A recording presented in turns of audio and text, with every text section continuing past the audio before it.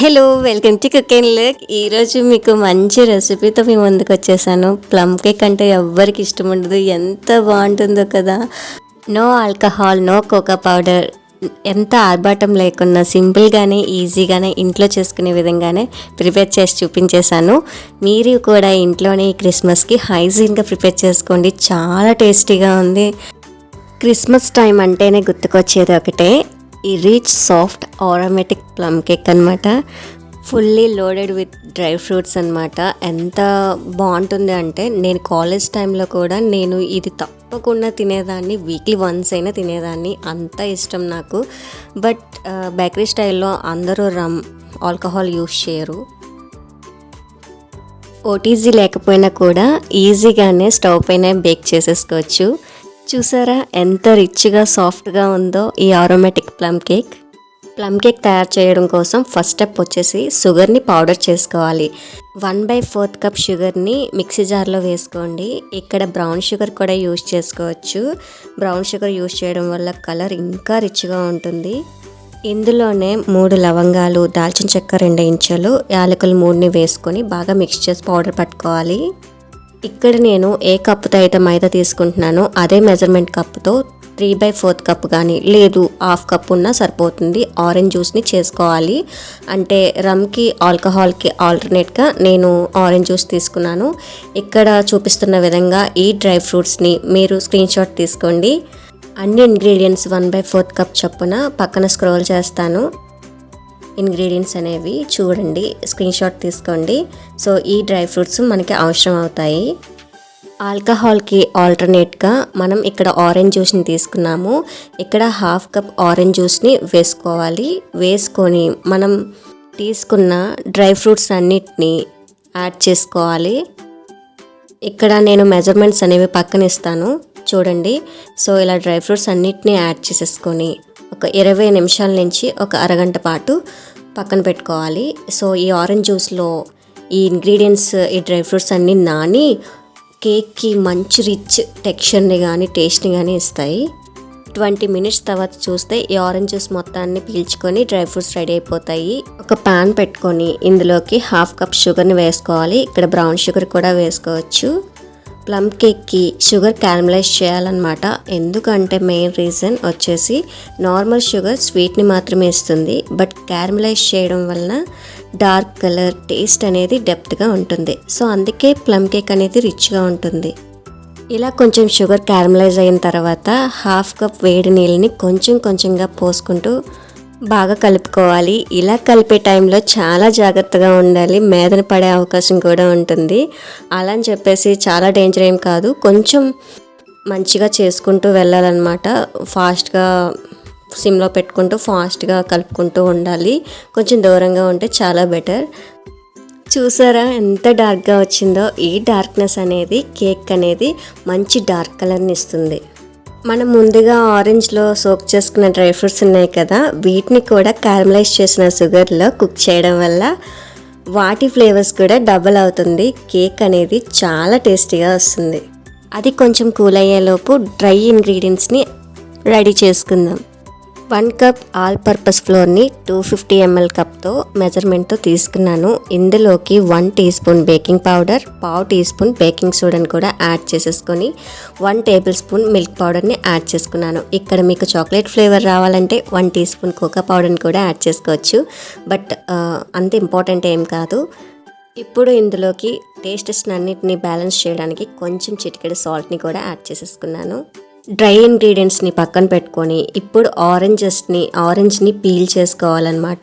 ఈ orange just different citrus టేస్ట్ని ఇస్తుంది. అన్నీ అరేంజ్ చేసేసుకొని ఒక బౌల్ తీసుకొని రూమ్ టెంపరేచర్లో ఉన్న బటర్ని 100 గ్రామ్స్ బటర్ని యాడ్ చేసుకోవాలి. ఈ యాడ్ చేసుకొని బ్లెండర్తో సాఫ్ట్గా మిక్స్ చేసుకోవాలన్నమాట. విస్కర్తో చేసుకున్న నో ప్రాబ్లం, విస్కర్తో కూడా బాగా వస్తుంది. ఎగ్స్ కూడా ఫోమీగా రావాల్సిన అవసరం లేదు. ఇక్కడ బటర్ ప్లేస్లో గీ యూజ్ చేయవచ్చా అని మీకు డౌట్ రావచ్చు, బట్ అసలు గీ అనేది వద్దు. ఇప్పుడు ఈ క్రీమీ టెక్స్చర్ బటర్లోకి మనం ముందుగా పౌడర్ చేసుకున్న షుగర్ పౌడర్ని యాడ్ చేసుకోవాలి. యాడ్ చేసుకొని బాగా బ్లెండ్ చేసుకోవాలి క్రీమీగా. చూసారా, ఈ టెక్స్చర్ వచ్చిన తర్వాత ఇందులోకి 3 ఎగ్స్ని బ్రేక్ చేసుకుని వేసుకోవాలి. ఎగ్స్ యూజ్ చేసే ముందు ఎగ్ టెస్ట్ అనేది చేసుకుంటే సరిపోతుంది. బట్ రూమ్ టెంపరేచర్లో ఉండాలి. ఎగ్ అనేది పెద్దగా ఫోమీగా రావాల్సిన అవసరం కూడా లేదు. మీరు విస్కర్తోనే విస్క్ చేసుకోవచ్చు. ఎగ్ వేసాక ఓవర్గా మిక్స్ చేయాల్సిన అవసరం లేదు. 2 మినిట్స్ పాటు బీట్ చేసుకుంటే సరిపోతుంది.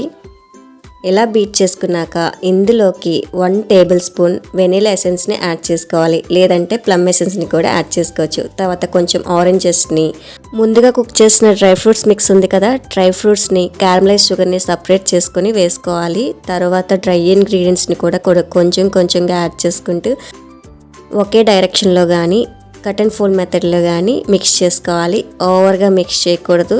తర్వాత ఇందులోకి ఫ్లేవర్ లేని వంట నూనెని 2 టేబుల్ స్పూన్ వేసుకోవాలి. తర్వాత ముందుగా సపరేట్ చేసిన డ్రై ఫ్రూట్స్ని కూడా యాడ్ చేసేసుకొని బాగా మిక్స్ చేసుకోవాలి. ఇక్కడ క్యారమలైజ్ని దీన్ని ఎందుకు సపరేట్ చేసామంటే పిండి వేసేటప్పుడు, డ్రై ఇంగ్రీడియంట్స్ వేసేటప్పుడు పిండిగా ఉండిపోయి కేక్ అనేది బాగా బేక్ అవ్వదు. సో అందుకని సపరేట్ చేసి వేసాం. ఈ బ్యాటర్ టెక్స్చర్ ఎలా ఉంటే సరిపోతుంది. మిల్క్ కూడా యాడ్ చేసుకోవాల్సిన అవసరం లేదు. ఇప్పుడు బటర్ పేపర్ ఉండాల్సిన అవసరం లేదు. నార్మల్ పేపర్ని గీ వేసి బటర్ పేపర్లా సెట్ చేసుకోవచ్చు. ఇలా సెట్ చేసిన టిన్లోకి మనం కలుపుకున్న బ్యాటర్ని వేసేసి మీకు నచ్చిన డ్రై ఫ్రూట్స్ని అండ్ కలర్ఫుల్గా కనిపించడానికి బ్యాటర్ పైన ప్లేస్ చేసుకోవచ్చు. ఇలా ప్లేస్ చేయడం వల్ల టాప్ లేయర్ అనేది మంచిగా కుక్ అయ్యి అట్రాక్టివ్గా కనిపిస్తుంది.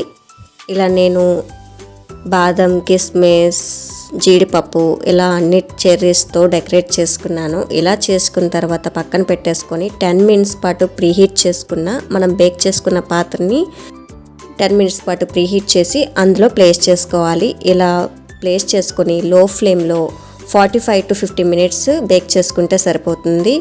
నాకైతే ఇక్కడ 1 అవర్ పాటు టైం తీసుకుంది. ఎందుకంటే లో ఫ్లేమ్లో కుక్ చేస్తాం కదా, మనం బేక్ చేసుకున్న టిన్ బట్టి కూడా ఆధారపడి ఉంటుంది. సో కేక్ బేక్ అయిపోయిందో చూసారు కదా, ఎంత సాఫ్ట్గా ఎంత రిచ్గా కనిపిస్తుందో. దీనిపైన మనం ముందుగా క్యారమలైజ్ చేసుకున్న షుగర్ ఉంది కదా, ఆ షుగర్ మిక్స్ని అప్లై చేయడం వల్ల కేక్ అనేది ఇంకా రిచ్గా అట్రాక్టివ్గా కనిపిస్తుంది, మెరిసిపోతుంది. కావాలంటే అన్మోల్ చేసేటప్పుడు చూడండి ఎంత బాగుందో, ఎంత సాఫ్ట్ అండ్ టెక్స్చర్ ఎంత సాఫ్ట్గా ఉందో. అండ్ డార్క్ కలర్ కూడా చాలా బాగా వచ్చింది. మీకు కోకో పౌడర్ యూజ్ చేయాల్సిన అవసరం కూడా లేదు.